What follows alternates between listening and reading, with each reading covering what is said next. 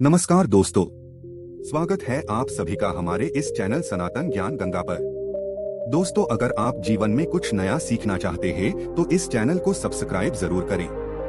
श्री शिवाय नमस्तुभ्यम। हर हर महादेव। देखिए, कल पड़ रही है इस साल का आखिरी शुक्रवार का दिन।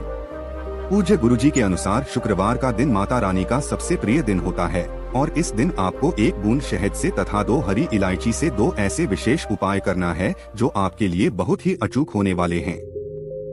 अगर आपने जीवन में आर्थिक समस्याओं से परेशान हैं, रुपए पैसों की दिक्कत लगातार बनी रहती है, एक एक रुपए खर्च करने से पहले कई बार सोचना पड़ता है, व्यापार सही से नहीं चला है, घर में आए दिन कोई न कोई समस्या बनी रहती है, किसी न किसी को तकलीफ बनी रहती है, तो पूज्य गुरुजी ने कहा कि आपको नवरात्रि के 6वें दिन यानी शुक्रवार के दिन अपनी धन से संबंधित समस्त समस्याओं को समाप्त करने के लिए यह विशेष उपाय जरूर करना चाहिए। तो चलिए जानते हैं उस विशेष उपाय के बारे में।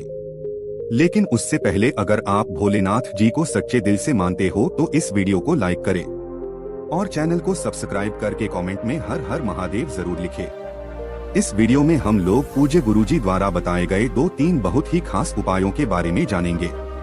लेकिन उपाय जानने से पहले आपको एक छोटी सी बात का ध्यान रखना है। लेकिन चूंकि शुक्रवार का दिन समर्पित होता है माता रानी को यानी माता लक्ष्मी को, और इस दिन अगर हम लोग कोई उपाय इलायची से करते हैं तो ये हमारे जीवन में नकारात्मक ऊर्जा को समाप्त करती है और धन धान्य को आकर्षित करती है, यानी रुपए पैसों को आकर्षित करती है।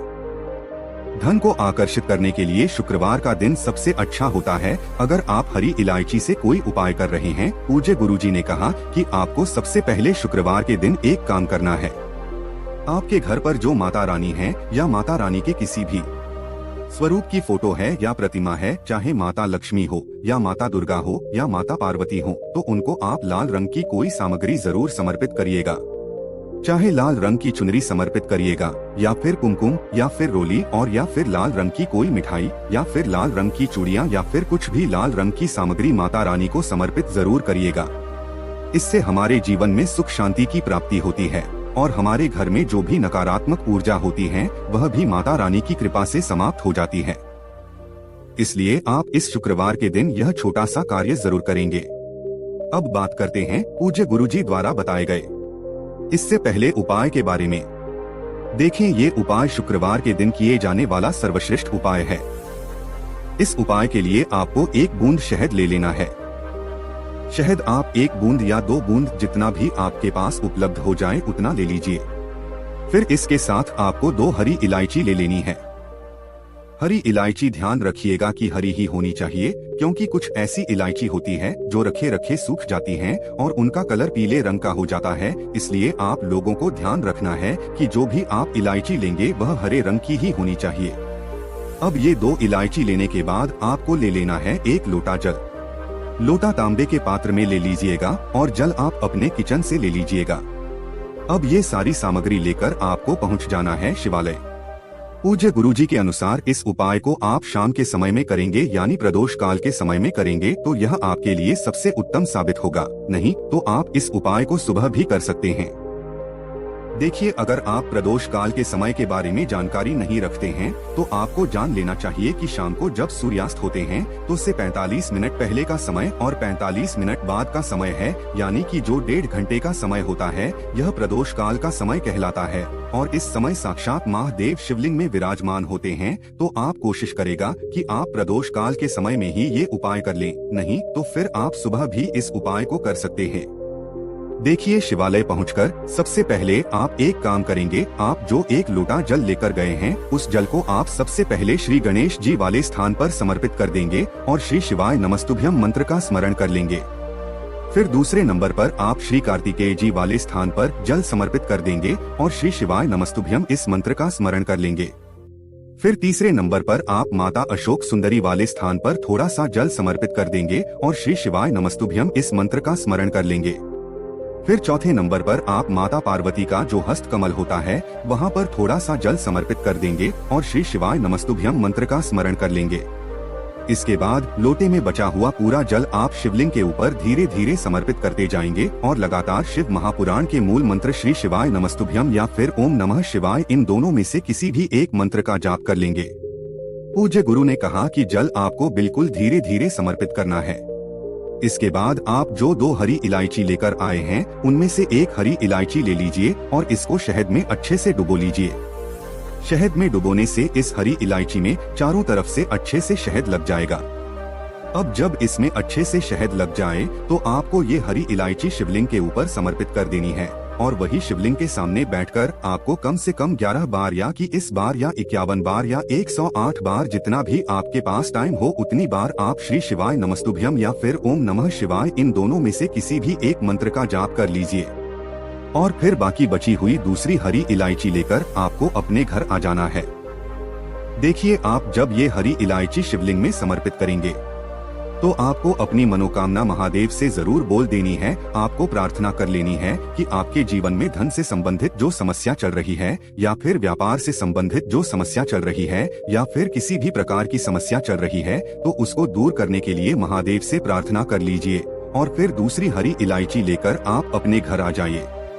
अब आपके घर पर जो माता तुलसी का पौधा है उसके सामने आपको पहुंच जाना है और साथ ही साथ 1 चुटकी या 2 चुटकी हल्दी ले लेनी है। शुद्ध पिसी हुई हल्दी ले लीजिए और यह दूसरी हरी इलायची लेकर आप तुलसी जी के पौधे के सामने पहुंच जाइए। अब आपको इस दूसरी हरी इलायची में चारों तरफ से हल्दी लगा लेना, यानी दूसरी हरी इलायची को हल्दी में डुबो दीजिए और अच्छे से जब इसमें हल्दी लग जाए तो इस हरी इलायची को तुलसी जी का जो पौधा होता है उसके नीचे जो मिट्टी होती है उस मिट्टी में आप गाड़ दीजिए, यानी थोड़ी सी मिट्टी को आप हटाइए और ये हरी इलायची वहाँ पर रखकर फिर ऊपर से मिट्टी रख दीजिए। फिर वहीं सामने बैठकर आप पैहरी क्ली चामुंडाय विच्चे या फिर और महान लक्ष्य में नरमा इन दोनों में से किसी भी एक मंत्र का कम से कम 11 बार या फिर 21 बार या फिर 51 या फिर 108 जितना भी आपके पास टाइम उतनी बार आप इन दोनों में से किसी भी एक मंत्र का जाप कर लीजिए और माता रानी से अपने जीवन में चल रही धन की समस्याओं को या फिर व्यापार की समस्याओं को या फिर नौकरी की समस्या को या किसी भी प्रकार के आपके जीवन में समस्या चल रही है तो समस्या को दूर करने की प्रार्थना कर लीजिए और फिर वापस आ जाइए। पूज्य गुरुजी ने कहा कि इस शुक्रवार के दिन अगर हम लोग विशेष उपाय कर लेते हैं तो इससे हमारे जीवन में शिव शक्ति की विशेष कृपा होती है। माता रानी और महादेव के अनन्य कृपा हमारे जीवन में बनती है और हमें भी सुख समृद्धि तथा वैभव की प्राप्ति होती है। तो इस उपाय को आप शुक्रवार के दिन जरूर करेंगे। अब जानते हैं पूज्य गुरुजी द्वारा बताए गए दूसरे खास उपाय के बारे में। देखिए, इस उपाय के लिए भी आपको 1 लोटा जल ले लेना है। लोटा आपको स्टील का लेना है और जल आपको अपने किचन से लेना है। आप ध्यान रखेंगे कि लोटा सिर्फ और सिर्फ स्टील का ही आप लेंगे। इसी के साथ आपको इस लोटे में 5 बूंद या 11 या 21 बोर्ड या जितना भी हो सके उतना आपको गुलाब जल मिला लेना है। देखिए, अगर हम माता रानी को शुक्रवार में गुलाब समर्पित करते हैं यानी लाल रंग का कोई भी सामग्री अर्पित करते हैं तो उससे माता रानी अत्यधिक प्रसन्न होती हैं।